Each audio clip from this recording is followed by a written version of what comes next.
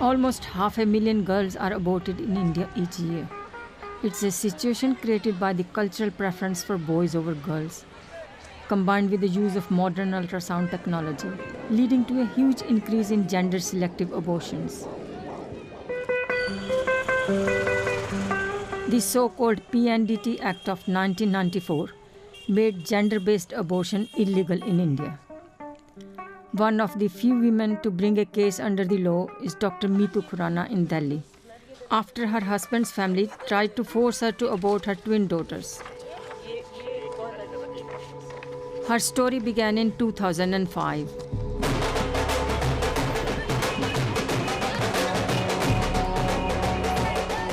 Then my parents started looking for a match, and this match was through newspaper ads, matrimonial ads.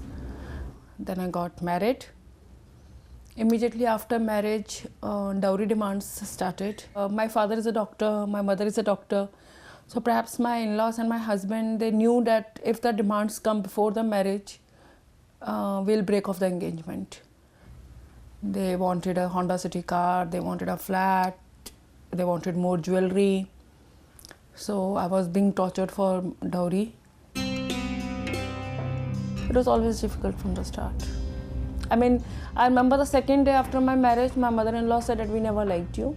Nobody would talk to me the entire day. I would be doing the household work. Even at night, my husband would be busy watching pornography. If I'll ask him to talk to me for 5 minutes, he'll start screaming at me, shouting at me, beating me. And then I became pregnant. So, like when the ultrasound was done and when the doctors said that they're twins, I was very happy. And for a moment, my husband was also very happy. But the moment we entered into his house, his parents were like, they were mourning. And they asked us that they can't bring up 2 girls. So if I want to carry on this pregnancy, I have to get a sex determination test done to find out the sex of the babies. And I did not agree to go for the sex determination test. Mitu believes she was tricked into a sex determination test whilst in hospital having a kidney scan. The radiologist did the ultrasound of the babies and probably told my husband that I'm carrying girls. I mean, I just realized that something is amiss when I came back home and the pressure had shifted from sex determination test to abortion now. Finally, my husband pushed me down 2 flights of stairs, after which I developed pain abdomen and, leaking. I mean, I had become so depressed because of all the abuse, and I knew I could not kill my daughters. I could die with them, but I could not bring myself to kill my own daughters. And only on the basis of that, the fact that they're girls. This just didn't make any sense. And I was about to commit suicide.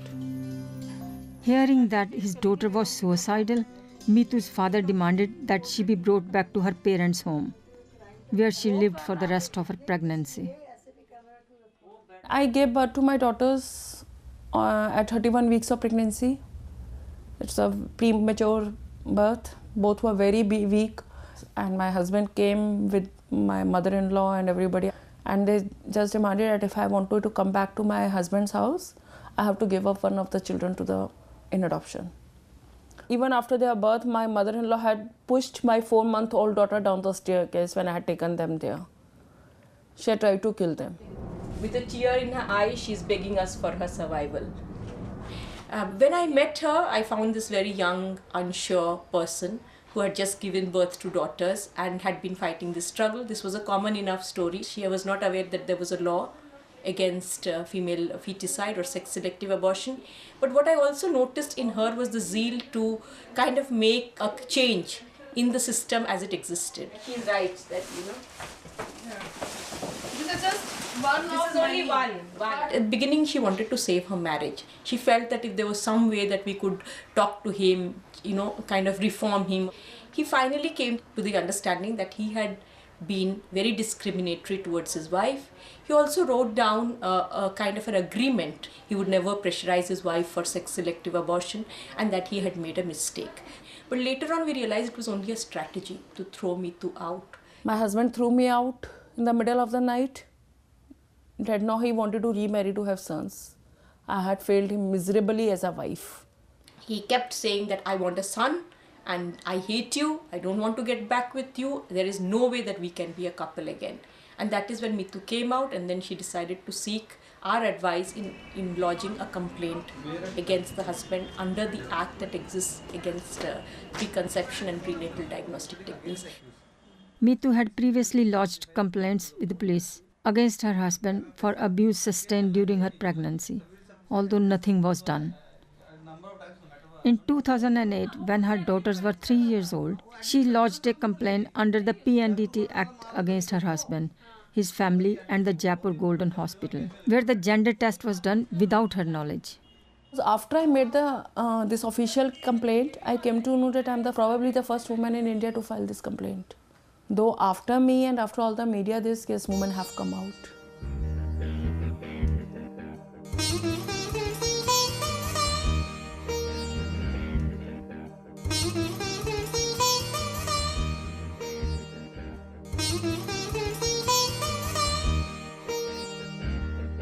Many authorities have told me everybody wants a son. So basically it is me who is the criminal, who is dragging my husband and in-laws to the court for something which is a very basic desire here. One of the authorities, he told me that why don't you give him a son? So I asked him that, sir, are you asking me to go for a sex determination test in my next pregnancy? Or are you telling me that I should go on giving birth till I give my husband a son?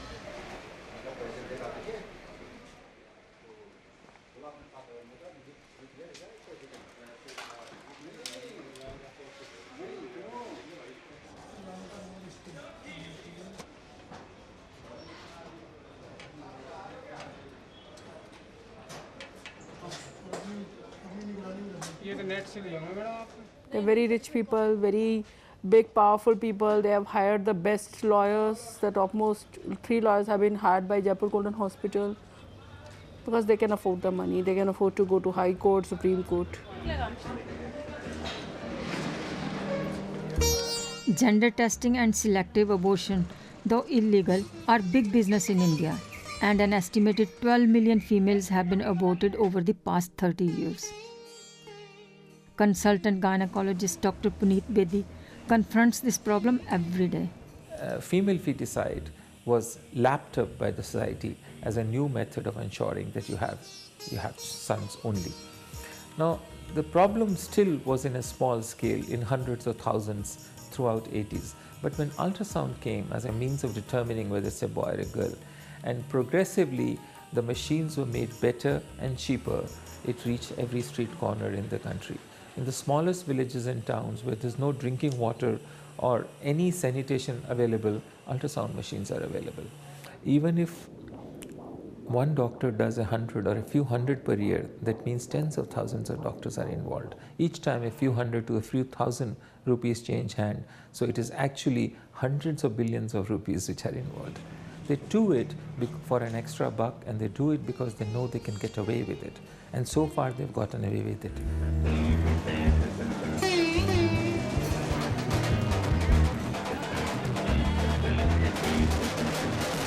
Contrary to popular belief, gender-based abortion is more common among the educated classes than the poor.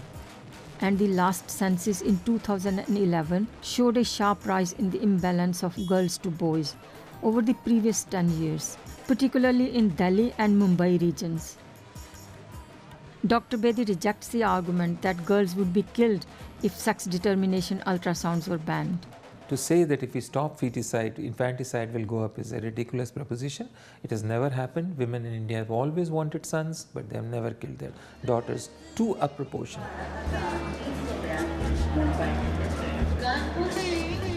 Families prefer boys for many reasons. Sons care for parents in old age and perform Hindu funeral rites. Daughters leave the family home when they marry, and even though dowries were outlawed more than 50 years ago, they are still common, and the financial costs can be high. Rasoi village in Haryana, just outside Delhi, has one of the highest girl-boy imbalances in the country. Here the issue of the dowry is up for debate. ऐसा है जी, अभी क्या है हमारे जैसे गांव में वो जो ना मेल और फीमेल का रेशो है अबाउट 40-60 और वो ऐसा है कि जैसे जो ना पढ़े लिखे अब जो पीढ़ी है वो पढ़े लिखे होने के कारण वो जो ना ज़्यादा बच्चों की रेशो जो ना जिसका कारण ये है कि अपनी वंश चलाने के लिए अब लड़की है, लड़की की शादी कर दो दूसरे का वंश चलाएगी तो उसके घर में इसीलिए आदमी ये करता है कि अपना जो ना अपनी जो पीढ़ी चले वंश चले तो लड़का होना जरूरी है, इसलिए लड़के के लिए जो ना आदमी वो करता है कहीं भी जाके देख लो उसके लिए कोशिश करता है लड़का हो जाए कि मेरा लड़का है उसके बाद मेरा जन्म मेरी पीढ़ी पे नीचे है वो और नीचे अपनी पीढ़ी अभी रह जाते हैं कुछ ऐसे है कि ये सोचने का अभी है रेशो है अभी पूरी शादियाँ नहीं हो रही लेकिन इसी उससे कुछ कहीं से आउट ऑफ स्टेट अब जो ना जैसे पहले तो ये था जैसे हरियाणा का आदमी हरियाणा में शादी करता है आसपास दिल्ली हो गया और अब राजस्थान में उधर जो ना MP में वहाँ से भी शादियाँ करके लेके आने लगे इधर J&K से भी तो हिमाचल से भी आपके छत्तीसगढ़ से भी इसीलिए ना कि यहाँ रेशो कम होगी इसलिए शादियाँ बाहर से करके लेके आए No, they don't have dowry system here. But the headman's statement that there are no dowries in the village is contradicted by the family living across the street. गाना पढ़ाना लिखाना फिर अगले के हवाले करना जैसे उसकी मर्जी वैसे रखते हैं कोई लड़की को मार देता है कोई जला देता है कोई दहेज के लिए छोड़ देता है केस डालने पड़े हैं कोर्ट कचहरी मारना पड़ा है लड़की के आगे परेशानी के वजह है लड़की को नहीं चाहते ये लड़कियां इसलिए डर रही है जी कि दूसरे घर में जाना शादी होने के बाद वहाँ पता नहीं कैसा परिवार मिला किस तरीके उनके तरीके से रहना पड़ा है उस घर में उनके तरीके से रहना पड़ा और लड़की उसमें खुश नहीं हो तो परेशानी है इसमें ऐसा ये लड़की फिर माँ बाप ने कितना जान जो जैसे बच्चे को पढ़ाते नहीं है लड़के को पढ़ा रहे हैं तो सोचते पेरेंट्स इसकी वसूली लड़की वालों की तरफ से करी जा मांगते हैं सब मांगते जो पुलिस वाला जो भी गवर्नमेंट जॉब वाला हर बंदा मांगता है कि गाड़ी जरूर चाहिए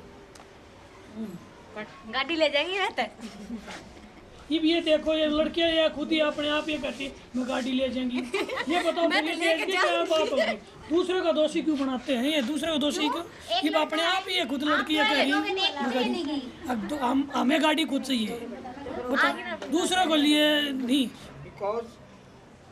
The dowry tradition puts families under enormous financial strain. Perhaps this is one reason for the growth in gender-based abortions. But the falling number of girls being born is leading to other serious problems in society. In this village, which asked not to be named, locals would only talk about the consequences of gender-based abortion under cover of darkness. Sex ratio बढ़ रहा है कम हो रहा है मतलब बढ़ नहीं रहा कम हो रहा है जो आज की स्थिति और कम जो 0 से 6 उसका निकल का आया वो 837 से निकल का आया बागपत का जो कि पहले 850 था 2001 की जनगणना में 850 था अब 837 है तो यहाँ से बाहर से तो खरीद कर आ ही रही हैं बराबर और इसके खरीदने के साथ साथ एक मतलब महिला को अन्य घर में भी शोषण यौन शोषण सहना पड़ रहा है अन्य के साथ में दूसरे के साथ में और दूसरे स्टेट से बंगाल से बिहार से यहाँ काफ़ी मात्रा में उत्तराखंड मतलब खरीद कर लाई जा रही हैं जो यहाँ से उनकी भाषा उनकी समझ में नहीं उनके खाने का उनके बैठने का मतलब अंतर है उस अंतर को काफ़ी दिन तक उन्हें शोषण सहना पड़ेगा Some women are married to more than one man. ऐसे परिवार तो काफ़ी रहते हैं पर ऐसे परिवार बोलते नहीं गिनती में नहीं आएंगे 10-15 परिवार जो होंगे गिनती में नहीं आएंगे क्योंकि जब बच्चे का नाम नहीं देते तो उनका नाम कहाँ आएगा ऐसा है परंतु उस काम को आउट नहीं आएगा आउटपुट नहीं मिल पाता And gender-based abortion seems to be widespread. लड़के चाहते भी मेरी सास बोली हमें तो लड़के चाहे जब हमारे 5 लड़के हैं तो आपके एक क्यों है जी ये बोली मतलब सही है जैसे भी आप करोगे कर लो ठीक है हाँ जी इनकी मर्जी के खिलाफ लड़का लड़की चेक करवाया था हाँ करवाया था अब बोल रही थी आपको अल्ट्रासाउंड करवाया 3 बार करवा चुकी थी, एक बार ननद ने करवाया, एक बार सासू ने, एक बार जेठानी ने। बड़ी बिल्कुल सीधी बोली यार जी, समझ नहीं पाती कुछ भी। मैं तो घबराहट सी हो जाऊँ। लड़की थी वो, लड़की चाहनी थी, कहते हमें पोता चाहेगा, पोते के बिना हम नहीं वो करने के, पोती तो हमारा बहुत है, हमें तो पोता चाहेगा, इस वजह से हुई थी। फिर हमारा दोबारा लड़की हुई भी नहीं।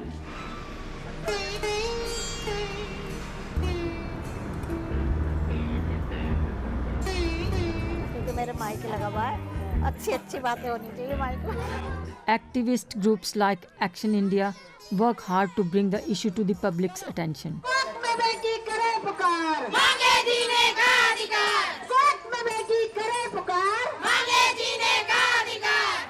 इसमें है लिखा है कि जीवन जीने का जो अधिकार है वो बेटी का अधिकार है। बेटी को नहीं, दहेज को ख़त्म करो, बेटी की कद्र करो, क्योंकि बेटी की अगर हम कद्र करेंगे तो आगे चल के उसको ससुराल वाले, उसके परिवार वाले भी बेटी की कद्र करने की तैयारी करते हैं। तो अगर कोई डॉक्टर या कोई पति, सास, ससुर, घर का कोई सदस्य महिला पर जबरदस्ती दबाव डालता है कि आपको अल्ट्रासाउंड द्वारा लिंग जांच करानी है, तो कानून में उसके लिए भी सजा है। लेकिन सिर्फ महिला भ्रूण हत्या करता है तो डॉक्टर के लिए हमारे समाज में 3 साल की सजा और 10,000 रुपये जुर्माना है। अगर वही डॉक्टर ये गलती दोबारा से करता है तो उसके लिए 5 साल की सजा और 50,000 से 1 लाख तक का जुर्माना है। बेटी करे पुकार, मांगे जीने का अधिकार, बेटी करे पुकार, मांगे जीने का अधिकार, PNDT कानून लागू करो, लागू करो।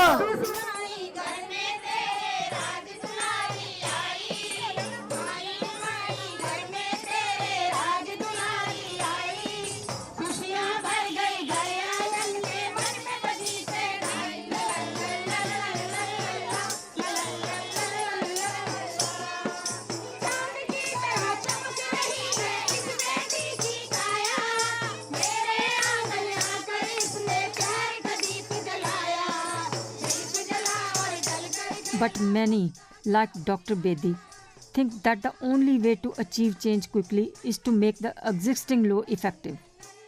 They are making it sound that when the collective consciousness of the nation wakes up and people just get wiser and stop doing female feticide, the problem would be over. This to me is a childish dream. It's not going to happen.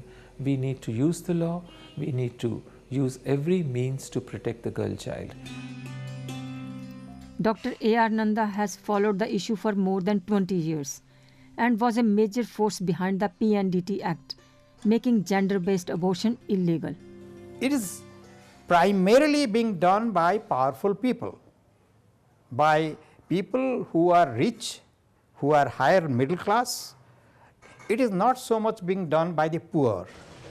When I looked at the implementation of the law, it was not being implemented properly. There was no sincerity. It was a very tough job because the people who were involved in this were very powerful people.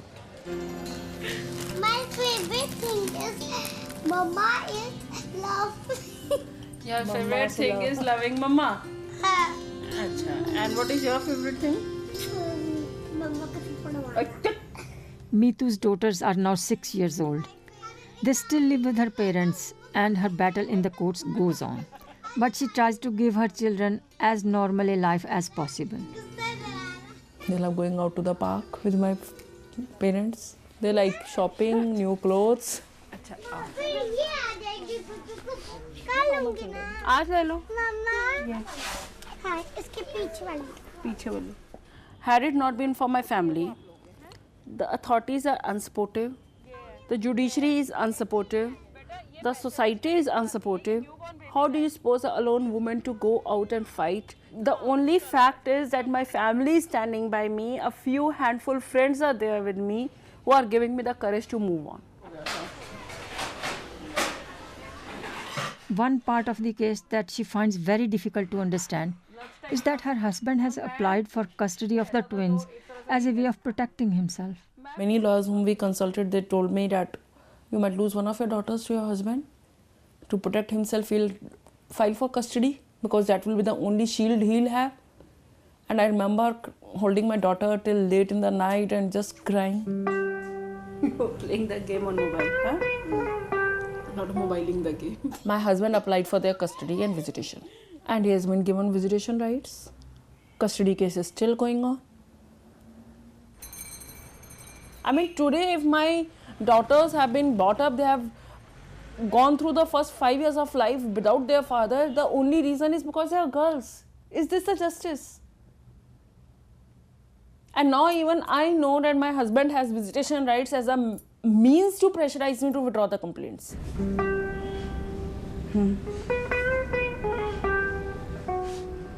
Everyone came and signed. These are people on the streets who are saying it's pathetic that doctors and people in power misuse their powers. All the same time, proud of being a woman when I see that you are fighting bravely against all this injustice. It was very painful for us to learn through Mitu, through her journey, that all the laws that exist are actually laws on paper. Nothing is really going to be delivered. We did not get that much of support from government offices. On the contrary, they started telling us that this is a lost case, it's not going to work, she's too late to lodge a complaint. In fact, they were equally patriarchal.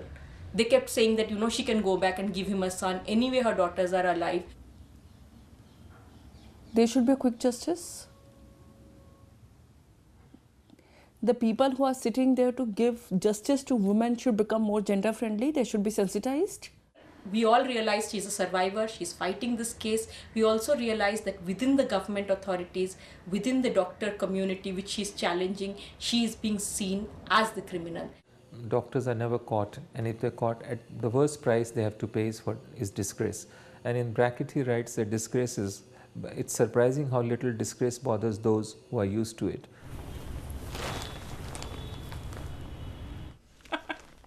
I don't buy my clothes. They go and buy clothes for me with my mom. It's all their taste. They won't wear my choice. They both love this one. The law in India is a slow process. Mitu began her legal journey 4 years ago. In March 2012, the court yet again put her case on hold, pending more information. There are many times when I get frustrated. There are many times when I want to give up. But then always, I feel let's take it one day at a time and see. Of course, the fear is there. The fear to lose my daughters, the fear that some harm will come on them, the fear that some harm might come on my parents. Because I'm up against big people. I don't have any anger, nor do I have any resentment, because now I've got a purpose in life. I was a very sheltered kid. I was very introvert. Today, I have got the confidence, I have become extrovert. I'm doing what perhaps I was born for.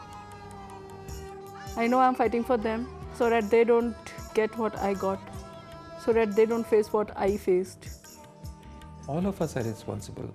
The medical profession in shamelessly profiting and in doing what they know it's unethical and medical.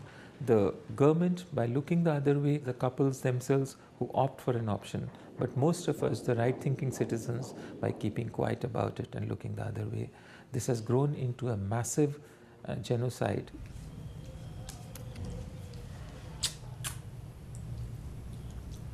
I'm just waiting for the day when every girl's mother just comes out and says, no, we will not kill our daughter. When I'll have many other women to hold my hands and we'll walk and we'll say, no, we are not going to kill our daughters.